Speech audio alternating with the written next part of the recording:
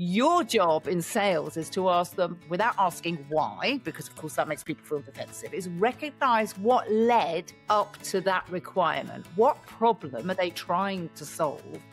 And then your job is to go take them back and go, well, this will be better for you. And it might be that you have to go away and make that happen because it's actually not on the shelf at the moment.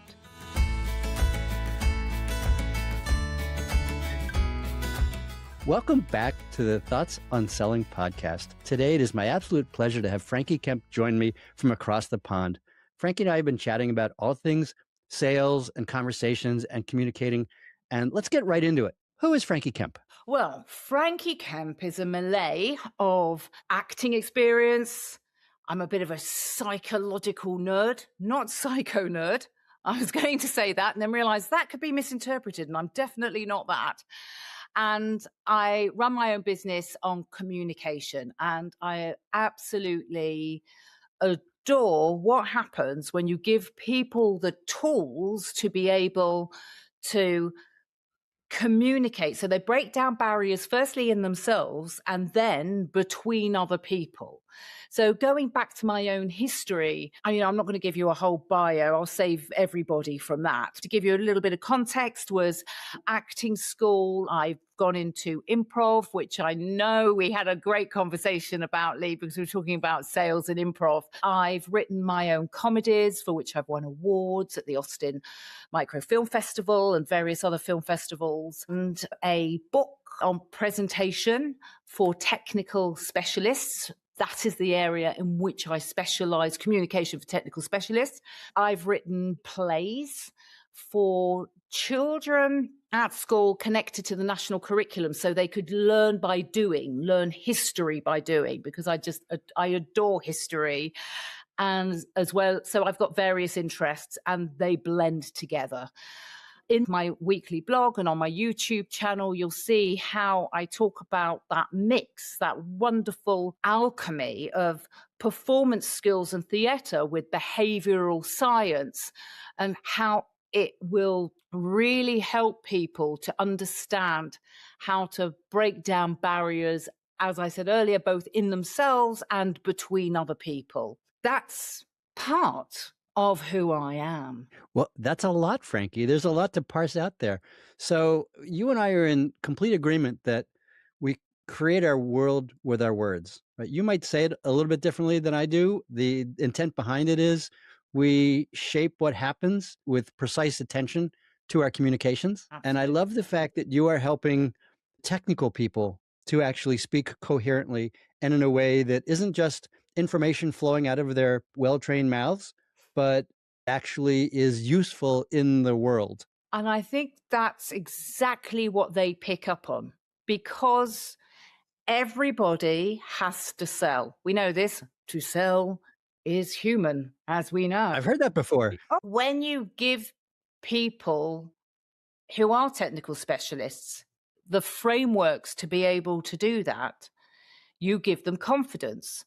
And confidence works two ways. Firstly, it works intrinsically. And secondly, it works by giving people certain skills and demystifying what they think are elusive talents that just belong to salespeople. Everybody has to sell. You need to sell your skills up, down, and sideways. And of course, what ends up happening is the sales teams go, well, actually, what we need to do is we need to hone our skills a little bit more, come in and help us, because there's a few things which are missing, especially, I think, internally, when they need to speak off the cuff, because people tend to panic. And I think that you're taking the panic out of communication, you're demystifying it, and you're helping them get their ideas across, giving people autonomy back. In my experience, and I've hung out with top salespeople and top sales engineers over many years, it strikes me that there's a fundamental difference between the two. Salespeople are typically pretty good at talking the language of the customer and understanding the room, seeing the room. And by and large, technical people want to share information, want to show how smart they are, because their heads are full of information. Oh, yes, absolutely. Technical people absolutely value that information, and you don't want to take away that from them because they still need the data. You say they.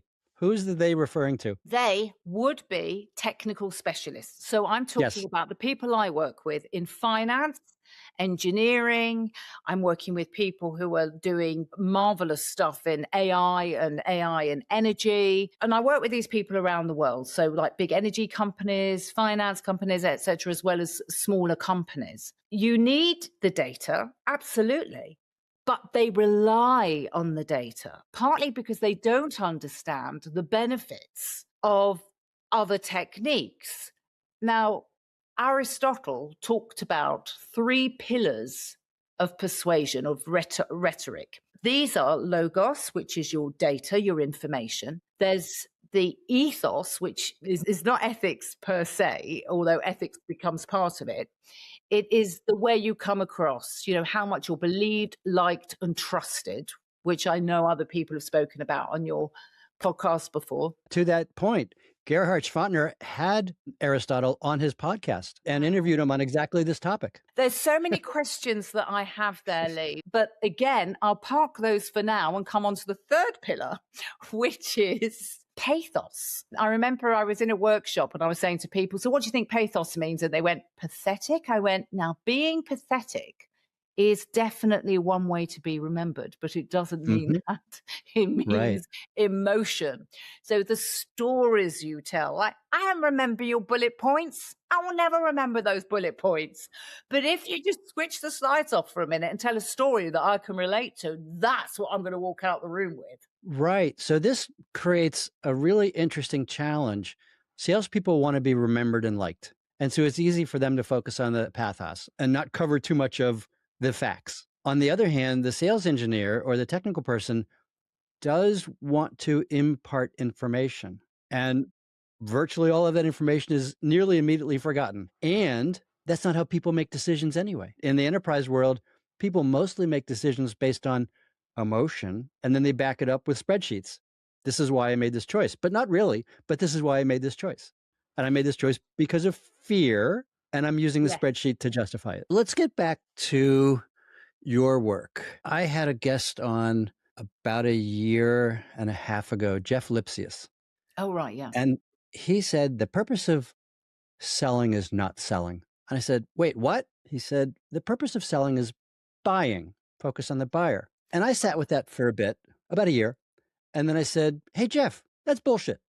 The purpose of selling is not even buying, because nobody goes out and says, I want to go out and buy a car. Now that I've bought the car, I'm done. No, I want to go drive it to work, or I want to drive it to the track. The purpose of selling is not selling. The purpose of selling is not buying. The purpose of selling is to help the buyer achieve certain objectives, whether it's improve productivity or have a nice car to drive to work or cool the house if you're buying an air conditioning system. But the purpose is to get to that end goal of whatever metrics I'm using to gauge success. And it's not the transaction, right? So communication gets very strongly into that. We need to, as the sellers, we need the buyer to see that we're actually on their side of the table. Otherwise, they won't trust us. They won't take our guidance. Then we can't do what they need us to do for them. Are you seeing that in your work? So what I'm seeing is something very similar, and actually what I've experienced myself. So you have something, a product or service, and you want to sell it.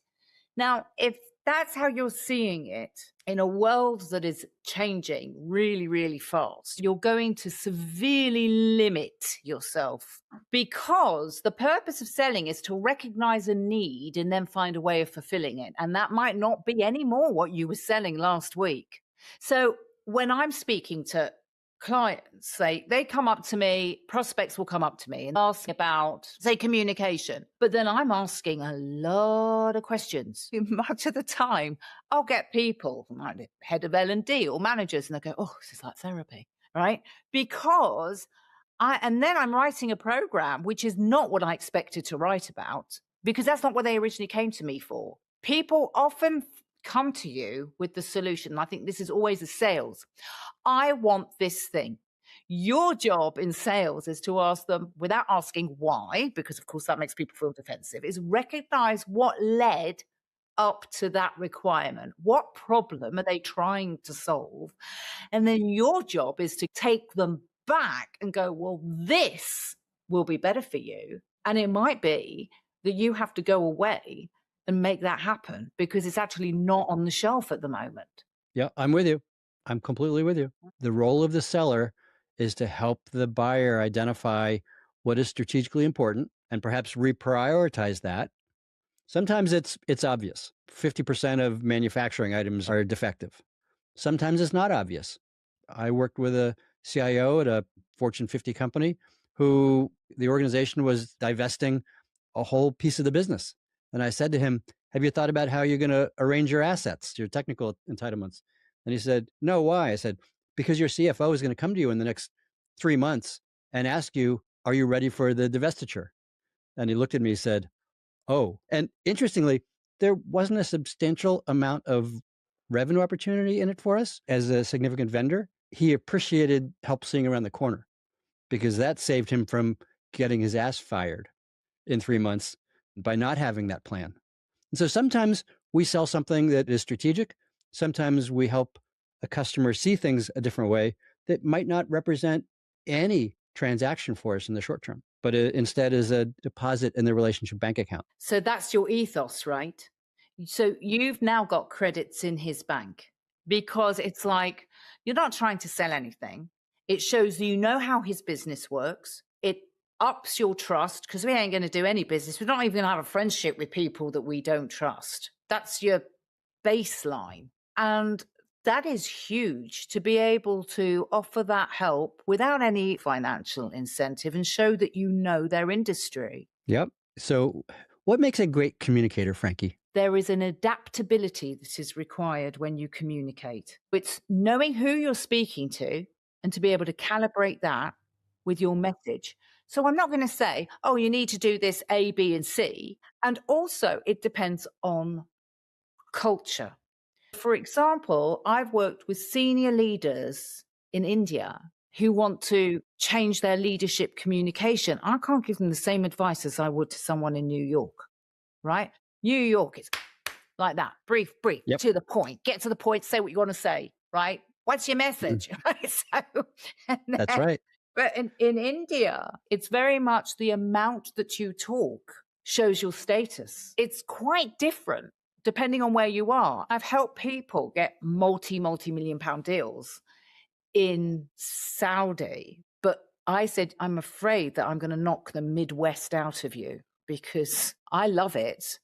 But when you speak so quietly in that restaurant, they'll think that you're lying or trying to hide something. Really? Yeah, Midwest nice does not fly in that situation. When you're talking about your business, right? And they were like, well, something like for this particular client, 3 non-verbal adjustments that we made that got the business past the line. And he only saw me on the 8th attempt. It was a massive bank that kept on flying him over. Go on, show the slides again. Show the slides again, Mikey. Show the slides again. And he was like, oh my God, I'm so sick of showing these slides. I went, put your slides away, Mikey. It's you they want to see. And he was like, oh, thank God for that. And so then I gave him some advice. It is about being adaptable.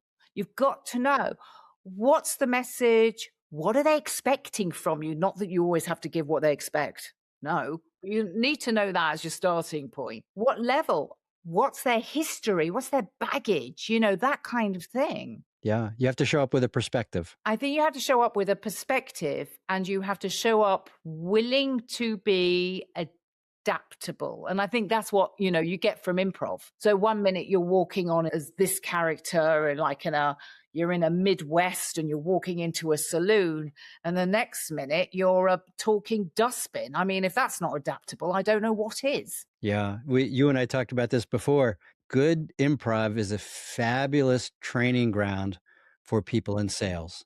It teaches you presence. It teaches you adaptability. It teaches you to pivot.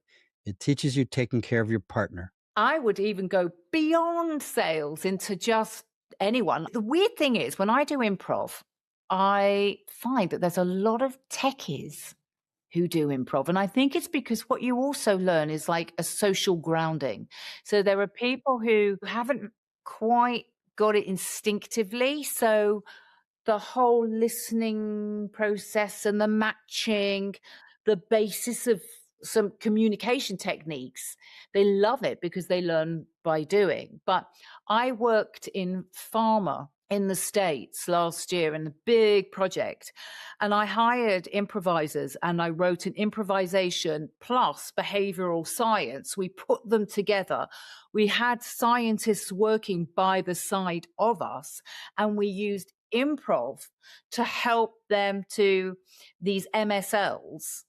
So these are basically the scientific consultants who were working with all the stakeholders. We worked in this very sort of 360 way using improv, and they loved it because they said we felt it. It wasn't theory. Right. It wasn't noise banging around in their heads. It wasn't facts banging around in their heads. Improv is something you feel in your gut. And I think ultimately, people talk about, for example, I remember when I did my NLP, we talked about learning styles. So there's various ways of spectrum of looking at learning styles, like the kinesthetic, learn by doing, learn by hearing, learn by seeing. Ultimately, all of this is doorways into learning by doing. So say more about that, Frankie, and then I want to go back to the 3 learning styles. So unless you're walking the walk, it's theory. Now, I get some people can read an instruction book and then do it. It doesn't really work that well if you're trying to learn how to ride a bicycle. Exactly.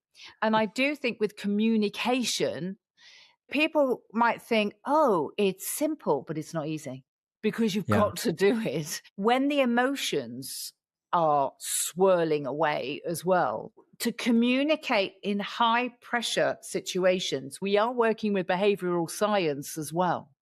So how not to get yourself pulled into the swell, to push back. And there are ways that you can do this in an instant. And it's magical when I see people do this because it gives them their power back. Because fundamentally, you might have the most amazing communication skills, but unless you feel comfortable using them, you're not going to use them. When I'm working with people at whatever level, from apprentices right up to CEOs, I have to work out, I have to find the no. We'll talk about the Harvard School, find the yes in sales, but I think it's also your job to find the no. And it's also important to do that in sales. Like, why wouldn't you? And that's not rhetorical. Absolutely. We were closing a big deal with an enterprise customer. And as we were getting towards the final agreement on how we were going to move forward, my CEO stepped in and said, so what would cause us to fail? And it's like, dude, why are you interrupting my sales flow?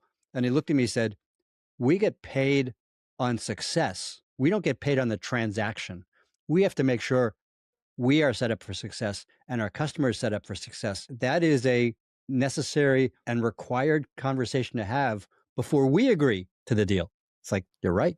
And it's like having an engineer's mind, because engineers will try and break a machine to understand it. So you need to understand where it will break so you can guarantee the success. Yeah. Now let's go back to the 3 styles of learning, Frankie. I think you said the visual, the listening, and the kinesthetic. Why is that important for a communicator to know?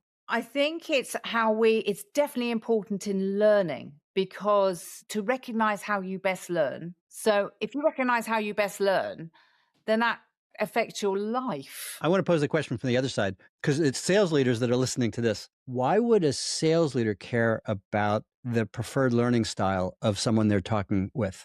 Okay. Firstly, it's not just learning, it's what they'll pick up on. So I'm just going to give you differentiators between the 3 learning styles and an example of how it worked with me when I used a style which was not my organic dominant style. This was the one time it was less than perfect in your entire career. The one time. Yeah, just the one time, Lee. Right. So one of them is hearing. Some people are very auditory. These are the people who can listen to a tune and then They remember the words, they hum it. My friend's a guitarist. He can just listen to a tune on the radio, and he's always been able to do this. And he can just play, I mean, mind blowing for me. Okay. The words, and this is really important in sales. Listen, the words that he might use are, oh, that sounds great. I would never say that. I hardly ever say it. You could say something and I'll go, oh, fab, or that feels great. So I'm already preempting what's going to come. Or we're in tune, or we're in harmony, or that rings a bell. So their language even affects them. Auditory. The language someone uses is a strong indicator of their primary learning style. Absolutely. This is it. If we go on to visual, oh, I see what you mean. See what you mean. I get the picture. Oh, that looks fantastic. Not that is fantastic. That looks fantastic. So the language will be more visual. These are the people who you'll tell them, like, giving them directions, and they'll look at you, their eyes mist over like a tray of donuts. And then you show them a map and they go, oh, right. Okay. Now that doesn't work with me because usually I get the map the wrong way round, and I'm a kinesthetic learner. I was one of those people when Google came out. And do you remember when it started to have the blue button that went where you went? So you could always tell kinesthetic people because they were standing on street corners, their phone doing this. Oh, okay. Right. Now it's slightly confusing because that blue dot's doing something strange. So what you have to do is you walk down the road and then you reverse. Okay. Pro tip, take 4 steps forward. Yeah. Yeah, I Yep. can't be bothered to work out the north, south, east, west. It's the hate lonely planet with its go southeast and head for the square and Castile region or whatever. And you're like, I'm not going to know that. I've got to do it. It takes longer to learn, but once we learn it, once we get it, it is in that bones, and we're showing everybody else. So kinesthetic is, it feels great. You're more emotional. You tend to respond more emotionally, more visually as well. They tend to be slightly more physical. So my friend's son, she said, I think he's got ADHD. I said, what makes you think he's got ADHD? She says, because as he's learning, he's just moving everywhere. I went, he could be a kinesthetic learner. And I spoke to special needs teachers and I said, don't you think a lot of those children in the special needs classes, they're just kinesthetic learners, and there's nothing wrong with them. They learn by doing, and they get impatient in a class of 30 kids. So, they want to get out and do. That's how they learn. So we talked about how you learn and the communication style. So that's what you're listening for. Now, if you match that language, that will definitely build rapport. So the example that I promised earlier, I was guided to a person who worked for a charity who wanted help with how she was raising funds for the charity. And there was something about the interaction, like it's very civil. It seems that you understand each other, but there's a slight connection which isn't there. When you walk away and you're like, you haven't exactly disagreed with each other at all. There's no disagreement, but there didn't seem to be that dovetailing that you feel with certain people. And I walked away and I thought, what do I already know about communication that would help me? And I thought, well, what do I know about her? Well, I know that she works on the phone. So she's very auditory. Well, likely. It's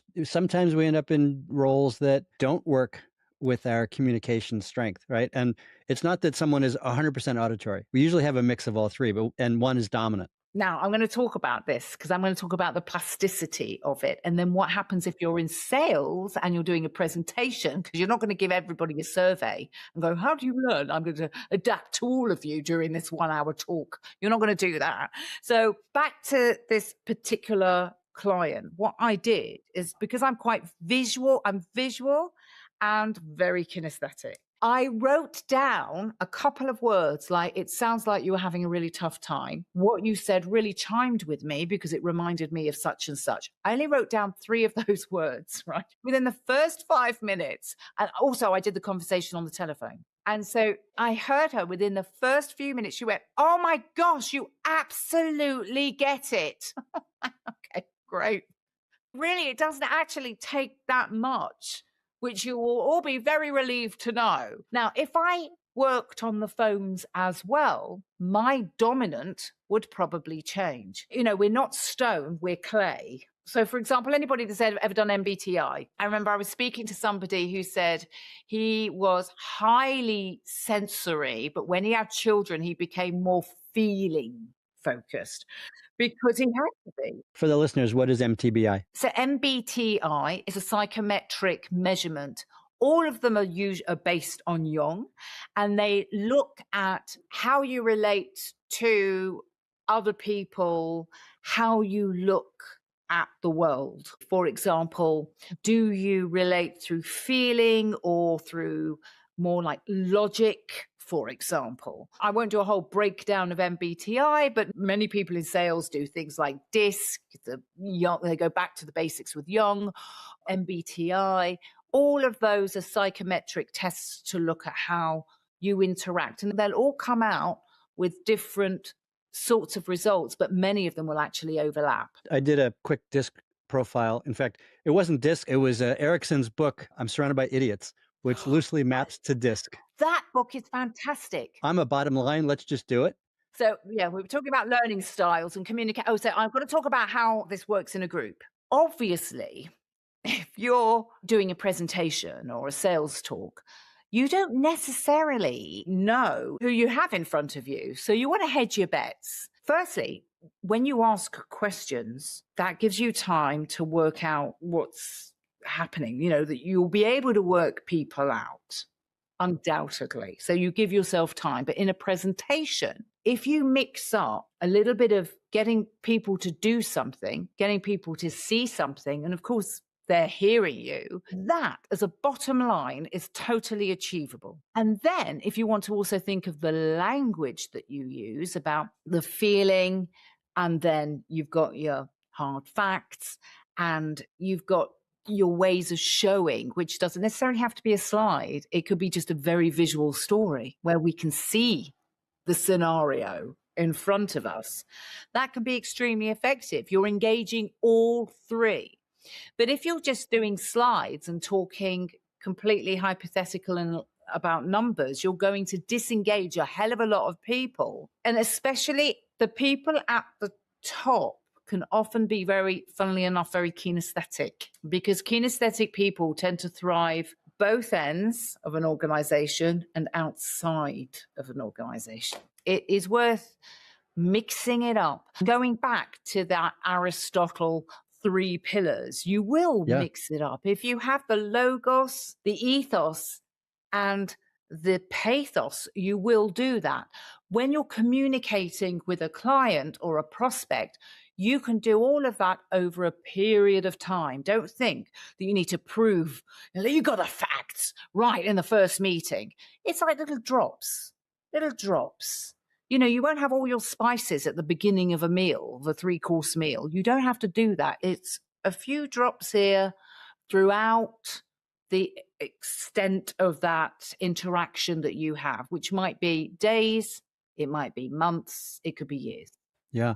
So, Frankie, that's absolutely fabulous. I think we're going to move to dessert now after that 3-course meal. You mentioned books, you mentioned some other resources. Where can people find those? If you go to frankiekemp.com, you will find a link to my YouTube channel. And I'd like to say, by the way, we are all very busy. So I keep these YouTube videos down to, I think the maximum is probably 7 minutes. And I have got blogs, and my blog, easy to read, downloadable visuals, a visual library. Everything is on there. Great starting point. Go there. FrankieKemp.com. And it sounds like you practice what you preach. One would hope so.